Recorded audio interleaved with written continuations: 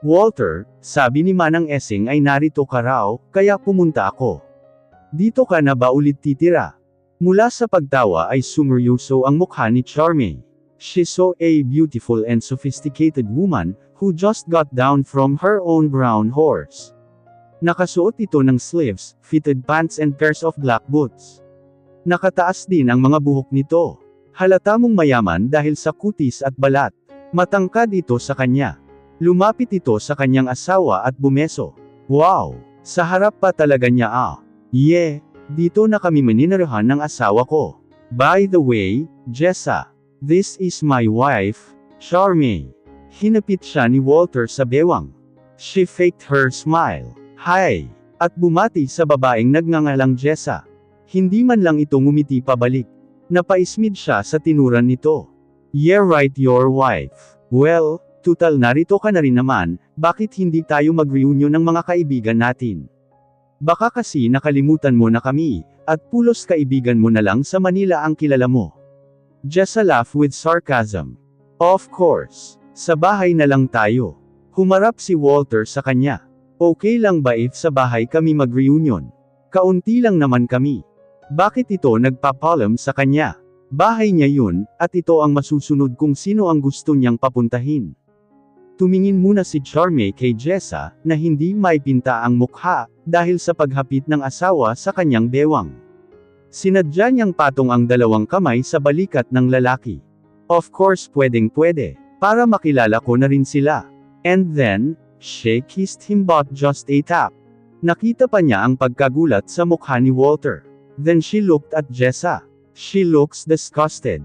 Well, yun naman talaga ang gusto niyang gawin. Halata namang may gusto ito sa kanyang asawa. Aalis na ako, Walter. Sasabihan ko sila sa plano natin na reunion. Matamis pa itong ngumiti sa lalaki, nang hindi man lang siya tiningnan. Mabilis itong umakyat sa sariling kabayo, at pinatakbo palayo. She looks so professional riding a horse. Aba teka, harap-harapan ka mambastos ate girl. Hindi man lang ito tumingin sa kanya. Nang mawala na sa paningin niya ang babae, ay agad niyang inalis ang mga kamay sa balikat ni Walter. Sweet ka pala minsan. Panunudyo ni Walter sa kanya. Siya ba yung special someone na tinutukoy mo? Pag-iiba ni Charmaine. Special someone, ulit ni Walter sa tanong niya, at pinakain ng dayami ang kabayo. Yeah, the reason why you build that kind of house of yours. Napatigil si Walter sa pagpapakain ng kabayo, at pinagmasdan si Charmaine. Kita niya ang inis sa mukha nito, at pagpisil sa sariling mga daliri. No, she is just a friend, not too special. So, relax and stop that annoying habit of yours. Unti-unting tinihil ni Charmaine ang pagpisil sa mga daliri. Tiningnan niya ang lalaki na nagpapakain ng dayami kay stallion na sarili nitong kabayo. She frowned. Bakit pakiramdam niya, ay kilalang kilala siya nito. Walter looked at her. What? Talagang plano mo akong tunawin sa mga titig mo no? He laughed a little. Nothing. Para lang kasing kilalang kilala mo ako. Walter stopped feeding his horse. Lumapit siya sa asawa. You're just easy to read baby. Don't think too much. Yeah.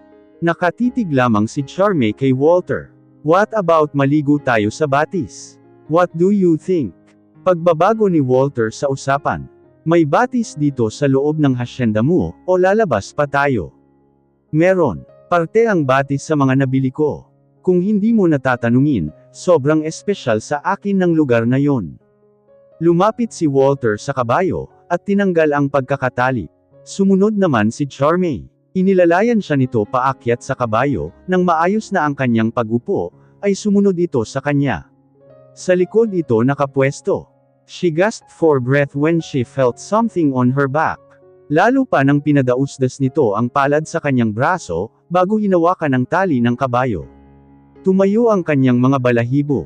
Relax, he whispered to her ear. Hindi malaman ni Charmaine kung ano ang kanyang nararamdaman. Grabe ang kilabot na dulot ng boses ng lalaking ito. Ang mga haplos nito na nakakapagpahina sa kanya.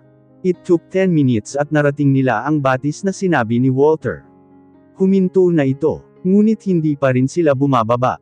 Tanaw niya sa di kalayuan ang baryo, kung saan sila dating nakatira ng kanyang magulang. I lived there. At tinuro niya ang tinutukoy. I know, Walter answered. You know. Pagtataka niya. I mean, I need to know. Kaya pinaimbestigahan ko. Yeah right. I forgot. I am married to billionaire. Tumawa si Walter ng mahina, at mabilis bumaba ng kabayo. Nalalayan siya ni Walter sa muling pagbaba mula kay Stallion. Pagbaba niya ay hindi niya maiwasang mapayakap kay Walter. Nakukuryente siya sa mga hawak nito. Pasimple siyang bumitaw sa pagkakayakap. Itinali muna ni Walter si Stallion. Wala tayong ekstrang damit. Paano tayo maliligo? She asked. Kinuha ni Walter ang telepono sa kanyang pantalon na suot at nag-dial. Manang, pakisuyo naman kay Kling Kling na dalhan kami ng pamalit na damit, at tuwalya na rin at merienda. Narito kami sa Batis. Salamat. He smiled at her. Okay na. Let's go. She just nodded. Nauna si Walter maglakad papalapit sa Batis, at isa-isang naghubad ng suot. Halos makalimutan ni Charmaine kung paano ang huminga, nang makita niyang topless ang lalaki, 8 packs, broad shoulder, perfect biceps. Tao pa ba ito? Walang ganoon sa tunay na buhay. Nanlaki ang mga mata niya, nang mapansin niyang naghuhubad ito ng pantalon. Teka lang. Sigaw niya at napahinto ito sa paghubad ng pantalon. Anong ginagawa mo? Bakit pati pantalon ay hinuhubad mo? Bahagyang lumapit siya dito. Are you expecting me to swim with my pants? Mabigat ta sa tubig. Mag-aano ka lang? Nahihiya niyang tanong. Tumawa ito ng malakas. Well, I can also take off my ano if you want. Lumaki ang kanyang mga mata, nang mabilis nitong hinubad ang pantalon. Natakpan niya ang kanyang mata ng sariling mga kamay. Narinig niya na lang na tumatawa ang lalaki, kasabay ang tunog ng tampisaw ng tubig. Come on, take off your clothes and come here. Sinabuyan pa siya nito ng tubig. Marahan niyang tinanggal ang kamay sa pagkakatakip sa mata. Nakita niya si Walter na nakalubog na ang katawan sa batis. Isang buntong hininga muna ang kanyang ginawa, bago isa-isang tinanggal ang kasuotan. She is wearing blue crop top blouse and fitted pants. Matamang tinitigan ni Walter ang asawa, nang unti-unti itong nagtanggal ng suot. Nang habarin nito ang damit, ay gumalaw agad ang kanyang imahinasyon. At nang habarin na nito ang pantalon, ay halos mabutas na ang kanyang suot. Naka-black paired two-piece na lang ito. God, she is extraordinary. Relax boy, this is not the right place to do that. Kinausap niya ang kanyang sarili. Buti na lamang at hanggang bewang niya ang taas ng tubig, kaya natatakpan ang nanggagalaiti niyang kasama. Her name fits her. She's very charming. Her face is innocent but seductive. Unti-unting itong naglakad papunta sa tubig. Nakita pa niya ang simpleng pagyukot ng mukha dahil sa lamig. Ang lamig pala, hanggang ilalim ng dibdib ni Cherry ang taas ng tubig. Tinawid ni Walter ang pagitan nilang dalawa, at mabilis pinulupot ang mga kamay sa bewang nito, at agad niyang sinunggaban ng halik. Sa una lang hindi tumugon si Charmaine. Ngunit kalaunan ay nagpatianod na rin ito sa kanyang halik. She puts her both hands around his neck. Their tongue is moving like sword fighting. Hinapit pa lalo nito ang bewang ni Charmaine palapit sa kanya, na parabang kay layo nito. Damang-dama ni Charmaine ang matigas na bagay na tumutusok sa kanyang tiyan. At hindi naman siya magmamaang-maangan upang hindi malaman kung ano yun. Sus Mariosep, natigil ang dalawa sa paghahalikan, nang marinig ang kasambahay. Niyakap lamang ni Walter ang asawa at hindi inilayo. Fling, pakilagay na lang dyan sa may puno, at pwede ka nang umalis. Nahihiya si Charmaine dahil nakita sila ng katulong. Hey, umalis na, pwede na natin ituloy. Paano kung may dumating na naman? This is a private property. Walang pupunta dito kung wala ang aking pahintulot. Muli niyang hinalikan si Charmaine. This time mas agresibo. Hinahalikan niya ito habang masuyong tinutulak patungo sa isang bato. Pinaupo niya si Charmaine sa bato. He kissed her neck while taking off her ano. Nang matanggal niya ay ipinatong niya ito sa taas ng batuhan. Then he started kissing her. Nakaalalay ang kanyang kaliwang kamay sa likod ni Charmaine, upang hindi masaktan sa mga osli na bato. At ang isang kamay naman, ay kung saan-saan na dumadapo. Baby, I want you. He kissed her lips again. At inayos ang pagkakasandal ng asawa sa bato, upang hindi masaktan. He kissed her and licked her stomach, belly button, to her navel. Tinanggal ni Walter ang black na suot ng asawa. He looked at her. She doesn't mind showing her something to him. She knows she is beautiful. They stared to each other. Walter. Baby, that's the first time you called me by my first name. At muli niyang ginawa ang gusto niya dito. You like this, huh? Yeah. Please don't stop. Walter continued of what he is doing. Her sound is making him crazy. Galit na ang kanyang kaibigan. Ngunit hindi ito ang tamang lugar para sa unang experience ng asawa. Makukontento muna siya ng ganito sa ngayon.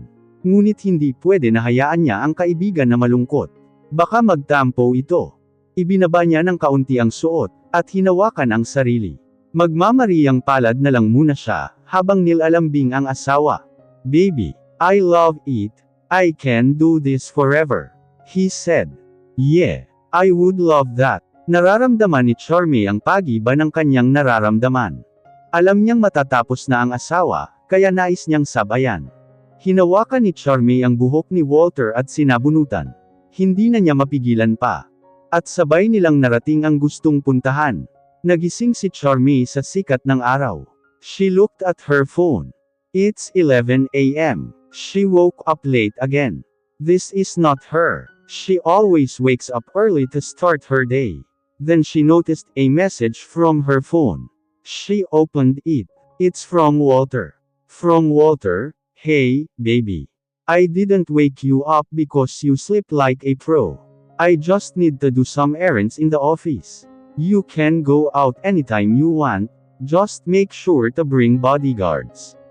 I'll call you later at lunch, Mrs. Silva. She smiled. Yeah. She is Mrs. Silva.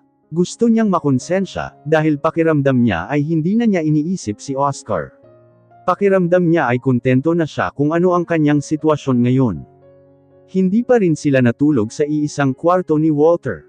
Nakakatuwa lang dahil hindi ito ipinipilit ng lalaki. Kahit pa nga 2 beses na silang. Wait, ano ba ang tawag sa ginawa nila? She laughed. She doesn't even know what they did. She went to the bathroom and do her routines. She wore floral dress today. She wants to go to the mall nearby, and buy some stuff. Naglagay lamang siya ng powder, at konting blush on and very light lipstick. Nang mapagmasdan ng sarili, ay sinukbit na niya ang kanyang shoulder bag. She was about to open her door, when her phone rang. Natatarante siyang kinuha ito sa bag, at umupo sa kama. Her dad is calling. Hello, Dad. Hello my love, kumusta naman ang aming prinsesa? She smiled. She is a daddy's girl ever since. Naririnig pa niya ang pag-agaw ng ina sa telepono, ngunit mukhang ayaw ibigay ng ama. I'm fine, Dad. I'm actually doing great. We have good news for you, my love. What is it, Dad? Someone gave us back our businesses. All of it. Pati ang ating mansion sa Santa Fe ay naibalik. Really? Hindi naman siya nagulat na maibabalik ito, ang kinagulat niya ay ang mabilis na proseso. Yes anak. Ang kanyang abogado lang ang aming nakausap. Ayaw niyang magpakilala, pero kung sino man siya, buong buhay ko siyang pasasalamatan. That's good to hear that, Dad. She was smiling at the same time, teary-eyed. She can hear her dad's voice. He is genuinely happy. Hindi sila galing sa mayamang angkan. Her dad was a working student.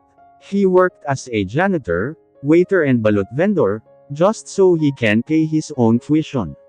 He worked really hard to achieve all of this. Hindi na namin matatapos ang 1 buwan na bakasyon, dahil kailangan din namin umuwi agad upang asikasuhin ang lahat. Okay Dad, I'll see both of you when you come back.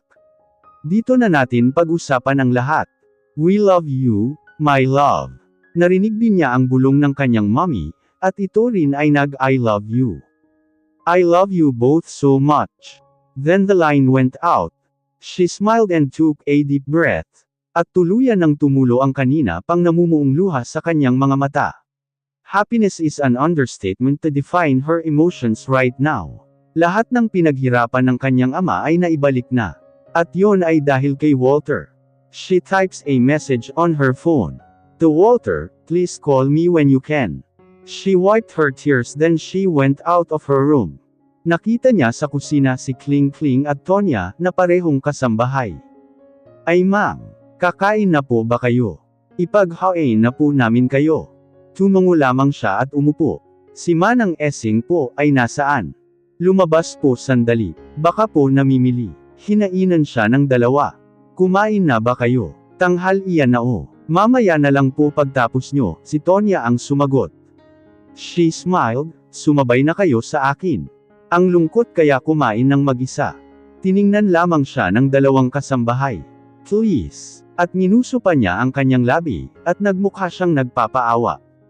Sige na nga po, mapilit kayo ma'am eh. Agad kumuha ang dalawa ng kanin pinggan at kubyertos, at sabay-sabay silang kumain. What are you up to? At ang dami mong binitawang investments.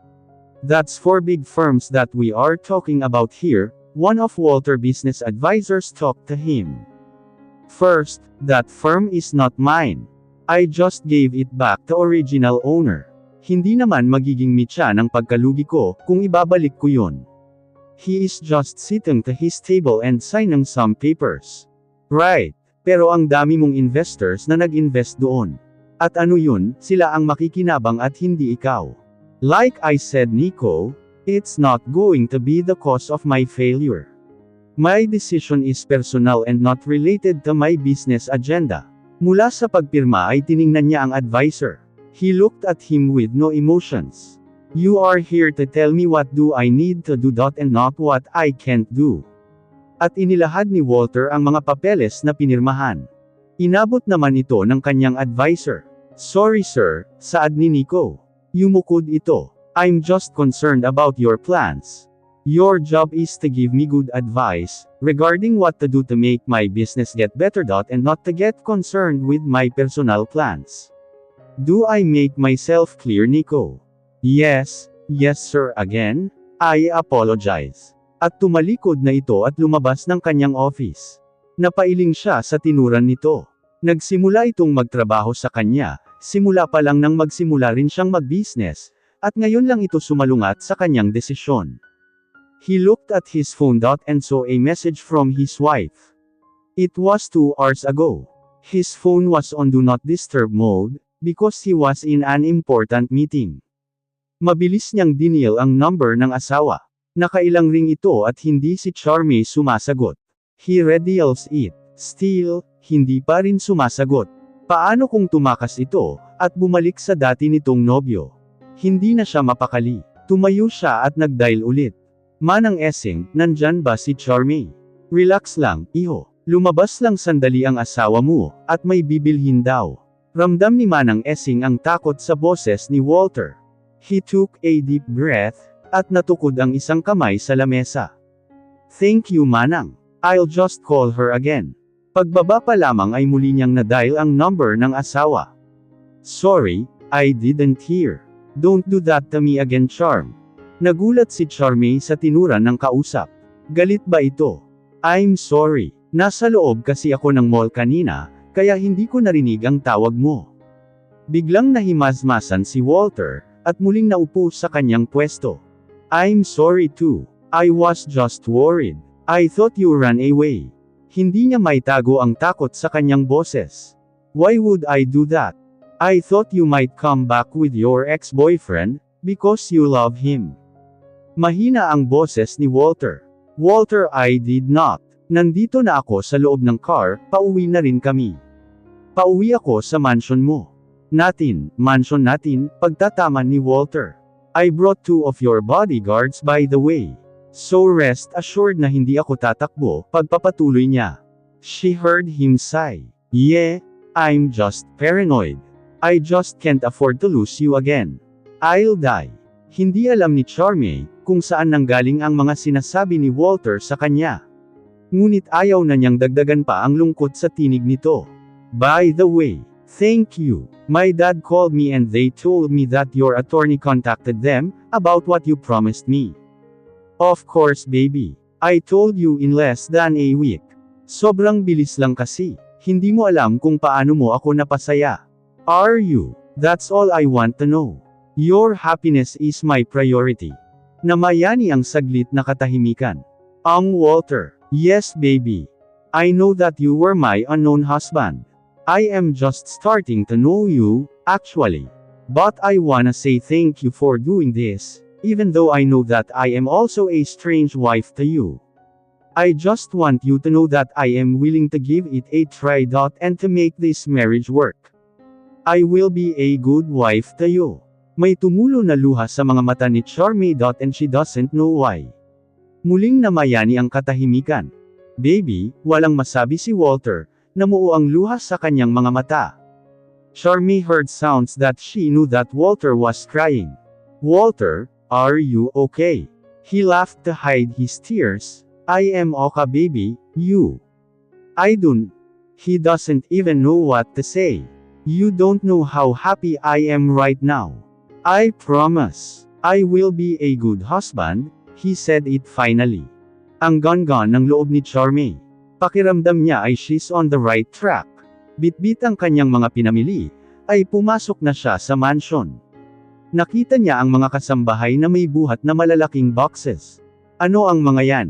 Tanong niya. Ibinaba muna ng dalawa ang mga buhat na kahon. Pinapalipat po ni Manang Essing sa bodega, galing po sa kabilang kwarto, si Kling Kling ang nagsalita. Mukhang ang bibigat niyan, bakit kayo ang nagbubuhat? Tawagin niyo ang ibang bodyguard sa labas, at sila ang pagbuhatin niyo. Kaya na po namin ito ma'am. Hindi Tonya mabibigat yan. Sige na tawagin niyo na sila. Iwan niyo muna dito yan. Sinunod naman siya ng dalawang kasambahay. Hindi alam ni Charmaine, kung bakit parang hinihila siya ng kuryusidad, na tingnan ang mga kahon. Sinilip niya muna ang foyer, kung may tao na animoy may gagawin siyang masama. Lumakad siya papalapit sa isang kahon. Binaba niya ang mga pinamili sa mall, at binuksan ang kahon. Wala man lang itong alikabok. Mukhang kalalagay lang ng mga gamit. Isa-isa niyang tinignan ang mga ito, mayroong lagayan ng alahas, na pagbukas niya ay dalawang singsing na plastic, hairpin na sunflower ang design. Muli niya itong isinara at ibinalik sa kahon, at inabot ang isang piano na laruan. Sinubukan niya ito kung gumagana pa at yes, it's still working. Naaga ng kanyang pansin, ang isang photo album. Binalik niya ang pianong laruan, at kinuha ang photo album.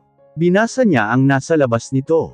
Memories. Binuklat niya ito. She frowned. Mga litrato. Isang binata kasama ang isang batang babae. Mabilis niya itong binuklat muli, at nahinto siya sa isang larawan. In this picture the guy is genuinely smiling, while the girl is kissing him on the cheek. She widened her eyes. The guy in the picture is Walter. And the girl with him looks like her. But, she is sure that's not her. Hindi siya ang babae na nasa larawan. Charmaine. Mabilis hinablot ni Manang Essing ang hawak niyang photo album. Sino ang babae sa larawan Manang Essing? Bakit kamukhang kamukha ko siya?